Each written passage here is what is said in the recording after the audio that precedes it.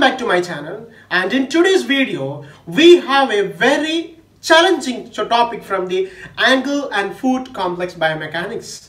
The more challenging it is, I believe it is more interesting to learn, and I will try to simplify it the most easiest manner possible, right? Yes, we are going to discuss the joint function in the ankle complex. And here we focus on the function at the ankle joint or talocrural joint. We will see the function, we will see which is the predominant motion, and we will see how triplanar motion is achieved in the ankle complex, and we will see why total ankle arthroplasty at the talocrural level often fails, and why we often have moved presently to mobile prosthesis for total ankle arthroplasty like star prosthesis. To find an answer, stay tuned with the video, and here we discuss joint function at the talocrural joint.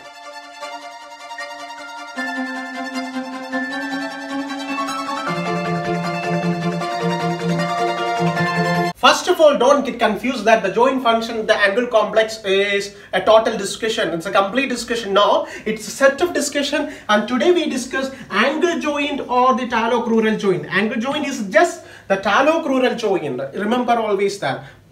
We are going to discuss about the discussion about the function at the talocrural joint. Now, to understand any function, we need to know the axis of that motion. When I tell axis, no need to worry about that. If you are first time about axis, knowing about axis and planes, and if you have a confusion, we have an exclusive video on axis and planes in our channel. Just check onto that. The link is given below. Okay, right? Yes, the axis of the motion should be understood. We should understand the axis of motion to understand the joint function. For example, shoulder flexion, we know that is a coronal axis. Shoulder abduction, we know that is an AP axis. Shoulder internal rotation and lateral rotation, we know that is a transverse axis. So understanding the axis is the predominant or the first step to understand the motion. So let us examine what is the talocrural axis.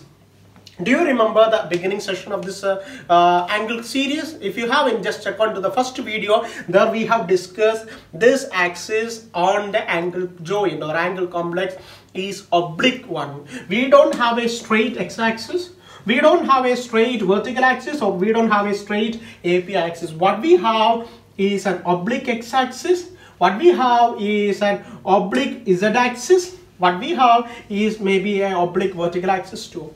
That is because of the function and peculiar structure of the ankle complex that we have here oblique axes. Right. Now, what is the predominant function in the ankle complex? The predominant function in the ankle complex is angle dorsiflexion and plantar flexion. Dorsiflexion and plantar flexion.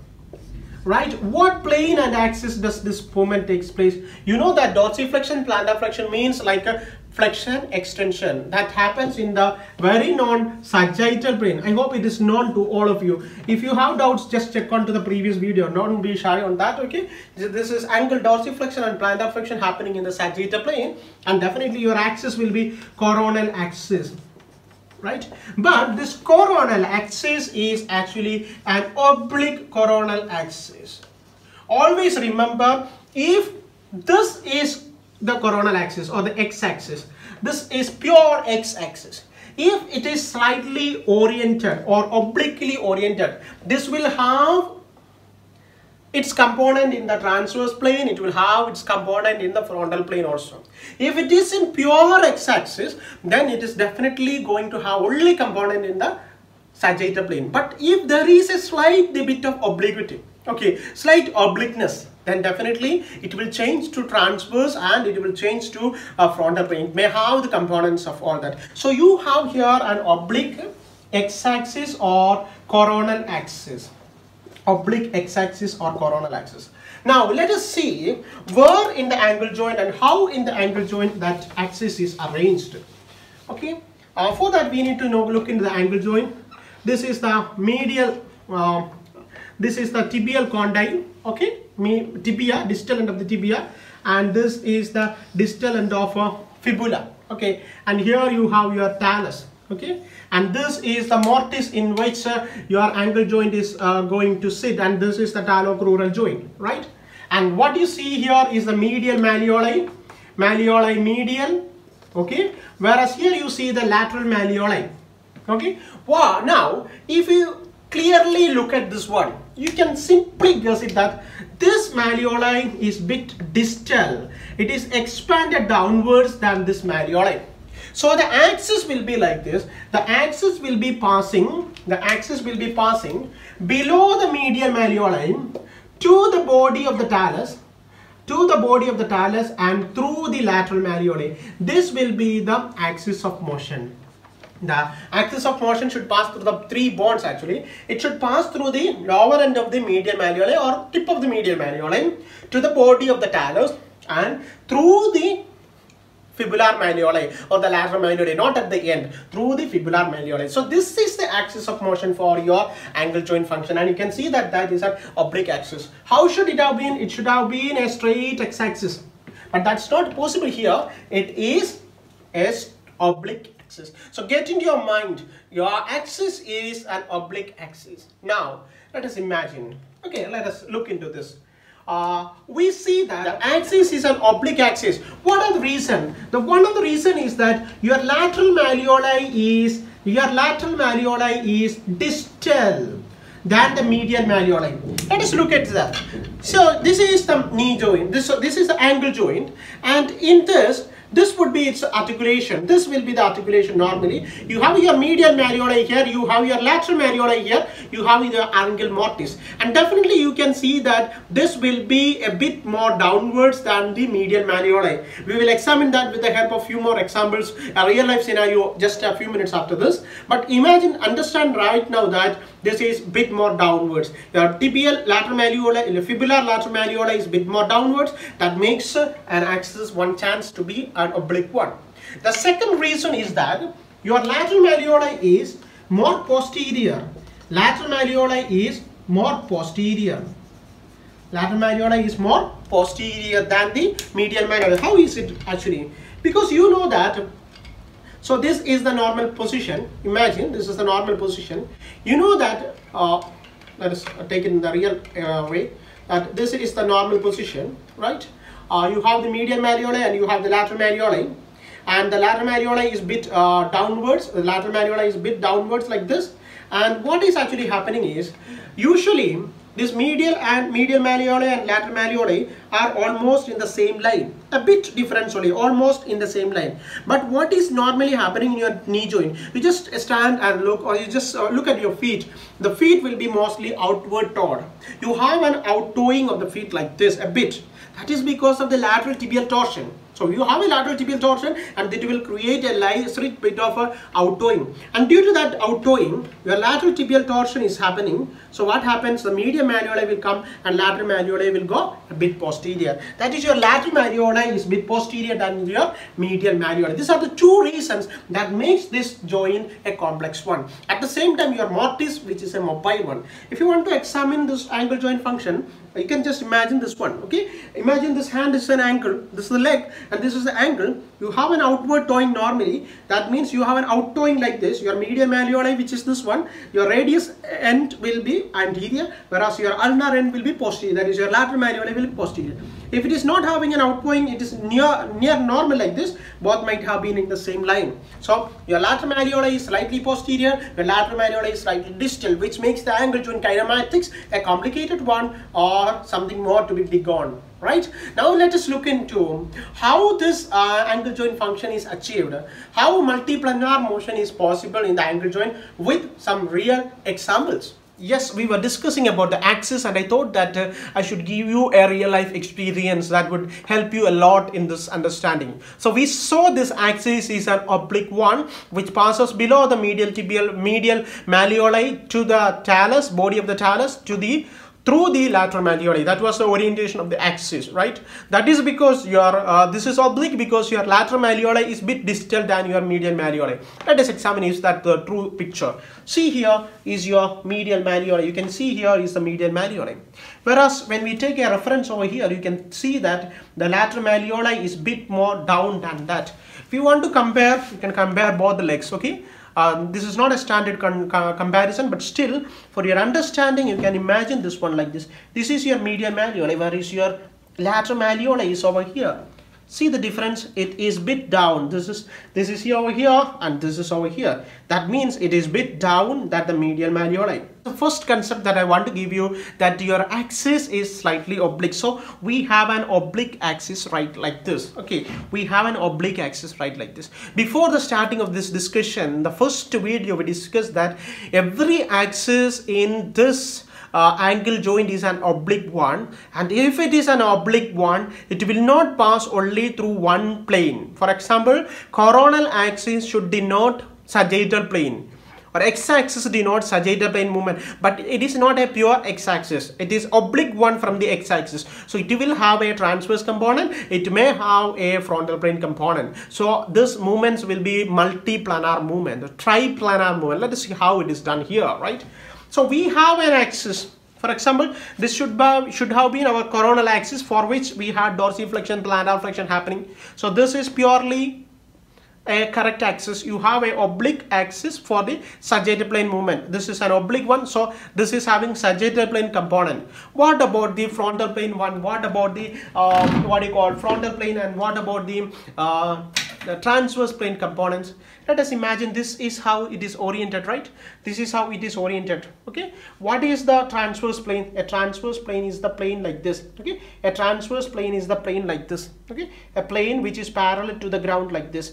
Now this axis is bit downwards over here. Okay, it is bit downwards over here. The transverse plane, which should pass through your lateral tibial condyle, lateral malleoli, the talus and the medial malleoli, should be passing like this. Okay, so this is having a slight difference, an angle over here. Okay, an angle over here. If this pen denotes your transverse plane like this, this is a bit downwards from the transverse plane. So this angle, we estimate it to be 14 degree. So we have about a 14 or a 13 degree inclination in the transverse plane. That means your angle, your axis is not just in the frontal plane, sagittal plane, it is also slightly oriented towards the transverse plane. So we got two planes, one is the sagittal and next one is the transverse. Is it clear? Because you can just imagine, this is, if this axis was like this, it's fine. It was like this, it's fine. Okay, no problem in that. But this is a bit down like this, because you know that the lateral malleoli is downwards. So it should be a bit downwards like this. Okay, it is a bit downwards like this. When it is a bit downwards like this, this is inclined about a 14 degree from the transverse plane. Or simply you can understand the axis is oblique one, so it will have a transverse plane component. Here the transverse component is 14 degree away from the transverse plane. Now what about the frontal plane? Which is the frontal plane? This is the frontal plane, which divides into AP, anterior and posterior components. So what about this axis? This lateral tibial condyle, the lateral malleoli of the fibula, the lateral malleoli we studied, it is slightly posteriorly tilted. It is posteriorly tilted because this is not the normal position of our leg. The normal position of the leg is like this. That means the toe is outward. That is due to the lateral tibial torsion over here. Okay, you have a lateral tibial torsion over here, which will enable a light bit of a toe outwards. Okay, the torsion can be even up to how many degrees? It can be even 19 degree lateral torsion of the tibia. Okay, so this lateral torsion will keep the orientation like this. Now you can see, if this is not there, if my angle was straight like this, okay, no lateral torsion, you can say that the medial malleoli and lateral malleoli are almost in a straight line, but it is laterally tilted, it is laterally rotated, it is having lateral torsion. So definitely my lateral malleoli will go backwards. That is, it is going posteriorly. A posterior movement means which plane? That is in the frontal plane movement. So it is away from the frontal plane by about 23 degree. So this axis is like this. This is the frontal plane. This axis is having an orientation from the frontal plane almost about a 23 degree. I can show you only this much. It has having only a axis of rotation away from the frontal plane by 23 degree. That means your axis over here is having an orientation in the sagittal, which is very evident because dorsiflexion, plantar flexion is the movement. At the same time, it is having a slight inclination in the transverse plane, right? And transverse plane movements are abduction, adduction, and it is having a slight movement in the frontal plane. It is posteriorly tilted. It's posteriorly located in the frontal plane by 23 degree. Okay, so it should have a frontal plane movement also, but we saw that the ankle joint has only one single motion, which is the dorsiflexion, plantar flexion. So what is it? Am I telling nonsense? Is sir telling all the nonsense? He is telling that I'm going on telling that you have only dorsiflexion, plantar flexion, but I am telling you at the same time that you have multiplanar motions. What's actually going to happen here? Okay, this is not a rigid mortise. We saw that this is a mobile mortise. The ankle joint, if you are someone who is watching this video for the first time, definitely go back to the first video and understand what is the ankle mortise. Okay, I cannot tell all this thing again and again over the videos. So I will kindly request you go to the first video. I will include the link in the above. Just go to that video and study what is mortise. So those who understand the mortise is something like this. Okay, you have medial malleoli, you have lateral malleoli, and this is the concavity of the tibia. So this mortise is a mobile mortise, and your fibular component can move also. Okay, it is providing motion, a slight mobile mortise. So what is happening here? Scientists or researchers found out that during dorsiflexion, you are not doing a pure dorsiflexion like this. This is a pure dorsiflexion, you can say that, but your toe is always outwards. Okay, you have a lateral tibial torsion and your axis is almost an oblique one. So when you are doing dorsiflexion, just closely look at my leg. When you are doing dorsiflexion like this, you have a slight component in the transverse plane, that is slight abduction, because you know that already your foot is slightly abducted. You have a slight abductory component. At the same time, when you are doing dorsiflexion like this, you have a slight component in the frontal plane also. That means, if let me exaggerate it for you, for your understanding. That means, if what they are telling is, if we exaggerate that, this would be like this. This is pure dorsiflexion, but what they are telling is, your foot is abducted. So when in dorsiflexion, it goes for abduction and at the same time eversion. This is just exaggerated one. This is just exaggerated one, but in normal rotatory movement, what is happening, your talus is having this rotatory function. So what happens is that your talus is able to do the dorsiflexion, at the same time it is having a slight abduction. This is the dorsiflexion, it is having a slight abduction, dorsiflexion and eversion. So your pure dorsiflexion, which you believe to happen in the ankle joint, is actually having a component of abduction, because definitely we saw that this is oriented in the transverse plane. If it is oriented in the transverse plane, definitely it should have an abductory component.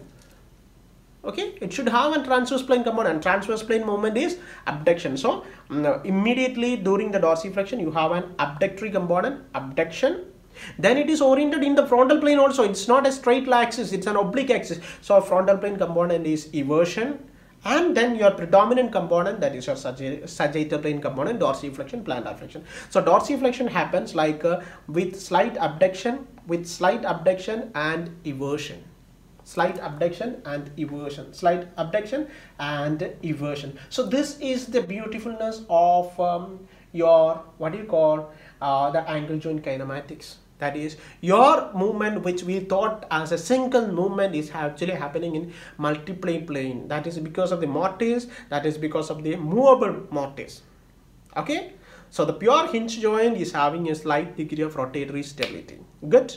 And what about the plantar flexion? The exact opposite. We have, a foot is almost in, when you are walking, for example, let me stand straight, my foot is having a slight outward toeing. Okay, if I am doing the plantar flexion, like this, same thing is happening. It is having an adductory component, it is having a slight adduction component. I am exaggerating this for you. It is having a slight adduction component, at the same time it is having a slight inversion component. So plantar flexion will be followed by, or at the same time of the plantar flexion, there is a slight inversion and slight adduction, slight inversion and slight. Whether it is in weight bearing or non weight bearing, this is the same thing happen. In weight bearing, it's quite a bit different. So let us imagine, I have shown you by weight bearing. It is because it's easy for me to touch my finger, my toes, and explain to you. So this is what actually happens. So during your dorsiflexion, Your dorsiflexion, you can closely imagine, look at my hand. If I'm doing it without any purpose, I'm not doing it purposefully, okay, simply normal biomechanical or anatomical motion, this is what happened. So this is what happened. This will have an inversion component. If you can divide this movement into 3 planes, you can see that it will have an inversion component, it will have a slight abductory component, and it will have dorsiflexion. That's how we perform the motion, but we may not note it. That is because the dorsiflexion and plantar flexion, you have a greater degree of motion possible. The dorsiflexion and plantar flexion, you have a greater degree of motion possible, like a 20 degree for dorsiflexion and about 50 degree for plantar flexion. But this movement, like abduction, adduction, abduction, adduction, is having maximum only 7 to 10 degree. So it is negligible to note. Whereas a inversion, you can simply note down a slight degree of abduction, but you cannot even visualize your inversion and inversion because that is less than 5 degree only. That is why we don't take this motion as a predominant motion. So when we tell predominantly what is the motion in angle joint, it's purely dorsiflexion and plantar flexion. But that itself is a triplanar motion or multiplanar motion, accompanying a bit of abduction and inversion in dorsiflexion, accompanying a bit of inversion and adduction in case of plantar flexion. That is how the movement takes place. But why should we study this much? That is because, do you know that in 1970s, like we have total knee arthroplasty. Similarly, you have some fractures or you have some arthritis changes in your ankle joint, we can go for total angle replacement. Total angle replacement. Right? When we are going for total angle replacement, in 1980s when this surgery was discovered, many people went for total angle replacement, but this surgery had an ultimate failure. A lot of failure which cannot even be accepted, like there was relapse, there was more osteoarthritis, the joint was getting loose. Even with in a small period of like say 6 months or 1 year, and it has to be even the prosthesis has to be even reimplanted. That is because the earlier scientists or the people who discovered considered angle as a rigid mortise. They did not consider this rotatory movement. They thought that the dorsiflexion and plantar flexion is pure dorsiflexion and plantar flexion. They thought that the dorsiflexion and plantar flexion is pure dorsiflexion and plantar flexion. They did not take into this biomechanical consideration. So ultimately by 1990 something like that or 2000s, what happens is that people began to examine more, research more, and they found out that your prosthesis that you are using, the hinge variety prosthesis, should not be a pure hinge. It should allow slight rotatory motion. It should allow slight rotatory motion. Then they came up with prosthesis. Then they came up with a different prosthesis, like a star prosthesis. We'll see what it is, like star prosthesis, Scandinavian prosthesis. So this prosthesis in fact is a movable one. So it has a mobility. It had a mobility like this. It allowed slight degree of talar rotation movement. So it was successful. Even though a lot of surgeries are a lot of researches are going on into the depth of that. Still, this is the biomechanical significance of even a single motion. We thought that this is a pure motion, but it is not a pure motion.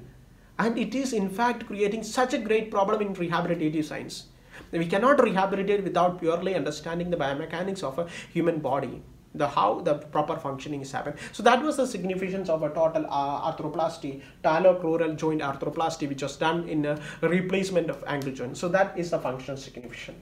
So if we summarize, we have about 10 degree maximum abduction adduction, 7 to 10 degree. You have an adduction component, inversion component less than 5 degree or 5 degrees, whereas your dorsiflexion plantar flexion, which is the predominant component, is 20 degree and 50 degree respectively. But there are a lot of variations between the individuals in dorsiflexion and plantar flexion. That depends upon various factors that is beyond our scope of discussion at this point of time. For your better understanding, I just thought that this can help. It is just a shower system that I have in my room. If you have this, just try it out. This is, if it is having just 1 degree of motion, it would just allow this plantar flexion, dorsiflexion, just this movement alone. You can see that, but that's not the scenario here. Due to that round thing on the bottom, it is capable of rotating into both sides. That is, it is capable of at the same time moving upwards. It is capable of moving sideways also. You can clearly see that the sideways movement is associated movement. Similar to that you have in your ankle joint, we have a sideways movement which is associated with the ankle joint always. That is your dorsiflexion, which is coming upwards, is always associated with your sideways movement, right? So that is a beautiful movement, right? Yes. And here also you can see that this is a more better understanding. So this is just a upward motion. So along with that upward motion you can move for abduction. This is shown. You see that this is moving for abduction, at the same time upward motion plus eversion. So this is how the motions are completed in the ankle joint, right? And this was the thing that we were saying about the total angle arthroplasty at the talocural level, the Scandinavian prosthesis, which includes star prosthesis, Scandinavian total angle replacement. This is, you can see that it is having a mobile component which allows a triplanar movement. Initially we had only a hinge movement, and that would have that definitely resulted in lot of failure in the surgeries, and ultimately we came up with by 1990s we came up with this system which allows a more better triplanar movements at the ankle joint, and this is very better than the other systems. I hope that is clear for all of you, but this is not all about the talocural axis or joint function at the talocural joint. We have pathomechanics, and we have to discuss what happens actually in close pack and loose pack position, how the shape of the talus is altering the mechanism around the joint, and how the small medial facet and large lateral facet etc. is contributing to the function, and ultimately about the muscles. That we will discuss in the next section, that is part 2 of this ankle joint function. So stay tuned that video. Until then, stay tuned, and if you like the video, don't forget to click the like button and kindly subscribe to the channel if you haven't subscribed.